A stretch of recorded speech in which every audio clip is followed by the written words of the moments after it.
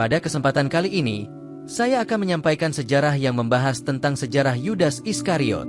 Tujuan saya menyampaikan sejarah ini adalah untuk menambah wawasan kita semua, agar kita dapat mengetahui sejarah yang berkaitan dengan sejarah-sejarah di masa lalu maupun yang akan datang.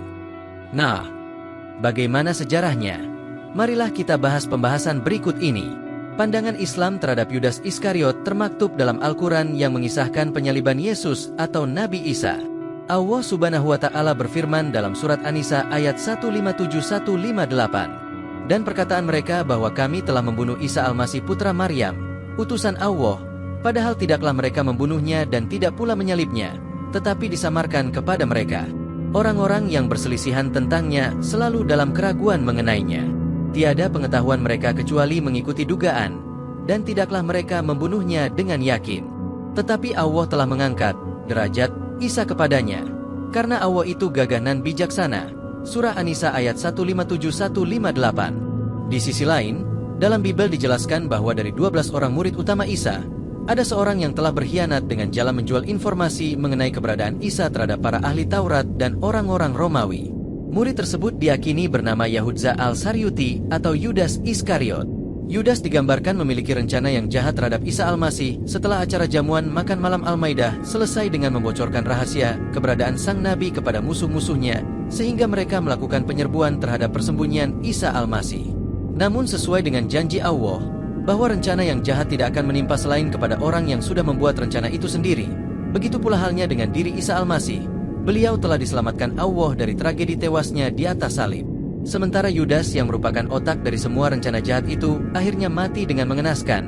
Gantung diri dan tubuhnya jatuh terjerumus dalam keadaan perut pecah. Demikianlah kiranya Allah telah menentukan keputusannya untuk memberikan hukuman terhadap orang yang telah merencanakan hal yang keji atas diri nabinya dengan azab yang pedih.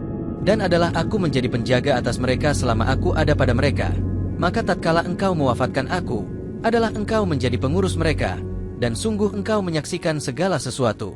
Jika engkau menyiksa mereka, maka sesungguhnya mereka itu hamba-hambamu. Dan jika engkau mengampuni mereka, maka sungguh engkaulah maha kuasa dan bijaksana. Surah Al-Maidah ayat 117-118. Dalam ayat tersebut, Nabi Isa menyerahkan segala urusan itu kepada kehendak Allah. Bila karena perbuatan umatnya yang salah telah menyebabkan Allah menjadi murka dan menghukum mereka, maka itu adalah hak prerogatif Allah. Sebab dia adalah penguasa dan pencipta seluruh makhluk yang mampu bertindak dan berkehendak sebebas-bebasnya kepada siapapun, sebab mereka hanyalah hamba-hamba Allah yang tidak akan bisa menghentikan kehendak Allah. Kisah kekufuran Bani Israel sudah secara gamblang dipaparkan oleh Al-Quran. Sejak dari mulai masa kenabian Musa As dan Harun, hingga pada periode Isa Al-Masih dan Muhammad, bahkan hingga zaman-zaman yang akan datang.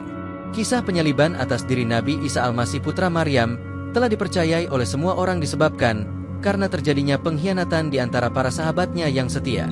Kisah pengkhianatan ini sebenarnya tidak hanya bisa kita peroleh dari dalam Bible yang diyakini oleh kaum Nasrani, namun juga Al-Quran sudah menggambarkan akan peristiwa tersebut. Dimulai dari saat-saat akan diturunkannya hidangan langit atas keinginan para sahabat Nabi Isa Al-Masih. Tatkala Havarin, sahabat-sahabat setia, berkata, "Wahai Isa putra Maryam, apakah berkuasa Tuhanmu menurunkan kepada kami satu hidangan dari langit?" Maka Isa menjawab, takutlah kepada Allah jika memang kamu betul-betul orang-orang yang beriman.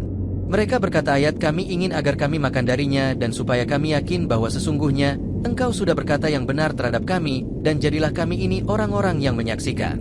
Surah Al-Maidah ayat 112-113. Di sini sebenarnya kita sudah melihat adanya bibit-bibit kekurangpercayaan orang-orang yang berada di sekitar Isa Al-Masih terhadap dirinya dan Allah. Sama persis seperti yang sudah sering kita baca dan kita bahas mengenai perilaku murid-murid Isa yang sering membangkang terhadapnya di dalam Bible.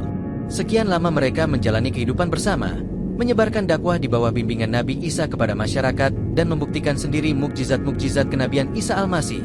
Namun mereka masih tetap merasa kurang yakin. Kita lihat dalam jawabannya, Isa menegur kelakuan para sahabatnya ini yang seolah tidak beriman kepada Allah dan dirinya selaku Rasul. Ini bukan teguran Isa yang pertama terhadap sikap para sahabatnya semacam ini. Ketika Isa merasa akan kekufuran dari mereka, ia bertanya, siapakah penolong-penolongku ke jalan Allah?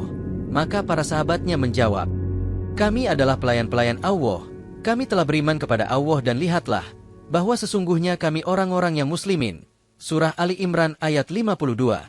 Atas jawaban para Hawarin ini, Allah memberikan jawaban yang sangat jelas sekali bagi kita untuk menjadi bukti atas kebenaran ucapan mereka ini di dalam ayat selanjutnya. Dan mereka membuat tipu daya.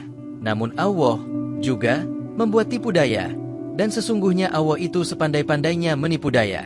Surah Ali Imran ayat 54. Di sini bisa kita pahami bahwa ayat ini merupakan tanggapan Allah atas pernyataan Hawarin yang mengaku telah beriman kepada Allah dan Rasul-Nya, yaitu Isa Al-Masih yang dikatakan pada ayat sebelumnya. Dan dari sini, kita bisa menangkap satu fenomena, bahwa di antara para sahabat tersebut, tidak semuanya mereka ini benar-benar beriman sebagaimana yang diucapkan oleh mulutnya. Sebab menurut Allah, mereka telah mengatur satu rencana yang jahat, membuat satu tipu daya yang ditujukan kepada Rasul-Nya, namun rencana tersebut akan dikalahkan oleh Allah dengan tipu daya pula. Karena kesombongan di bumi dan merencanakan tipu daya yang jahat. Padahal rencana yang jahat itu tidak akan menimpa selain kepada orang yang merencanakannya sendiri.